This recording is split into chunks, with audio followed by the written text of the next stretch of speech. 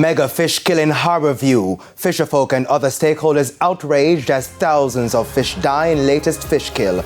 Good evening and welcome to Primetime News. We are live on air and online at onespotmedia.com, and a special welcome to those of you watching in the Cayman Islands on TVJ International. I am Javon Keys. Also this evening, Westmoreland businessman gunned down at home amid SOE in the parish, and sections of the country shaken by an earthquake Sunday. There's also the business review, sports and weather in this newscast, so please stay with us. I'll have the news in detail right after this break.